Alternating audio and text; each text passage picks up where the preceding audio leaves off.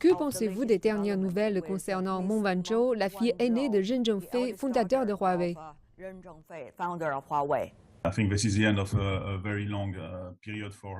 Je pense que c'est la fin d'une période très longue pour elle qui a dû être très stressante. Alors évidemment, c'est un résultat très positif pour tout le monde. Et cela montre que lorsque l'État prend les choses en main, vous savez, cela peut aider beaucoup dans les deux types de cas. Donc moi, je vois que c'est une très grande victoire pour la Chine parce que c'est vraiment la première fois, mais le pays résiste ainsi à la juridiction au bras long des États-Unis.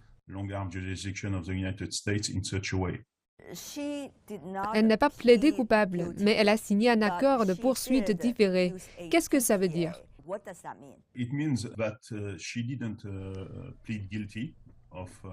Cela signifie qu'elle n'a pas plaidé coupable des chefs d'accusation pour lesquels elle a été poursuivie. Elle a donc admis avoir fait un exposé des faits. Mais elle n'a pas plaidé coupable. Donc ce genre d'accord, accord de poursuite différé, est généralement réservé aux entreprises, pas aux particuliers. Il est tout à fait unique qu'une personne puisse conclure un accord de poursuite différé avec le ministère de la Justice. En fait, par exemple, dans tous les cas du Foreign Corrupt Practice Act ou la loi anticorruption venant de l'étranger, je n'ai jamais vu une telle chose. Cela montre que la négociation a été très difficile et que le ministère de la Justice a vraiment beaucoup plié pour accepter ce genre d'accord. Donc, fondamentalement, cela signifie qu'elle n'a pas plaidé coupable. Elle n'est donc pas reconnue coupable. Et cela signifie que si elle respecte la durée de l'accord sur les poursuites différées, les États-Unis vont annuler l'acte d'accusation contre elle dans un an, en décembre 2022.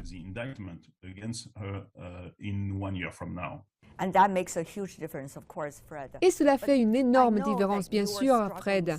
Mais je sais que vous avez tellement lutté tout au long du processus, depuis le jour où ils ont essayé de vous accuser avec des circonstances infondées, jusqu'au jour où vous avez quitté la prison.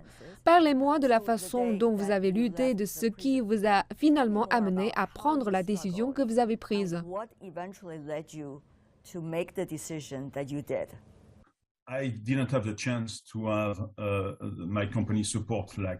Je n'ai pas eu la chance d'avoir le soutien de mon entreprise comme elle et je n'ai pas eu la chance d'avoir le soutien de mon pays comme elle. Alors, après quelques mois d'incarcération, je me suis rendu compte que j'étais vraiment seul et que si je voulais éviter de passer les 15 prochaines années en prison aux États-Unis, je devais faire les choix que j'ai faits. C'est donc une énorme différence. Ce que j'ai vu dans l'affaire Huawei, c'est que toute l'entreprise était derrière elle du début à la fin. Et diplomatiquement aussi, la Chine a probablement fait beaucoup de choses pour arriver à ce genre d'accord.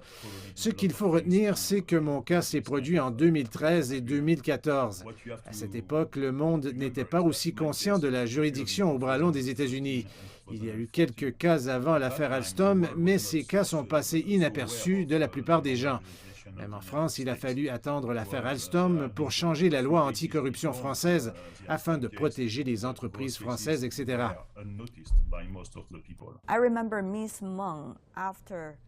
Je me souviens que Mme Meng, après avoir appris qu'elle allait retourner en Chine, a décrit les 2 ans et demi passés comme d'un moment absolument perturbateur de sa vie, mais elle a également parlé du fait qu'à quelque chose malheur est bon. Si je comprends ce que vous venez de dire, il semble que vous arriviez à des conclusions similaires.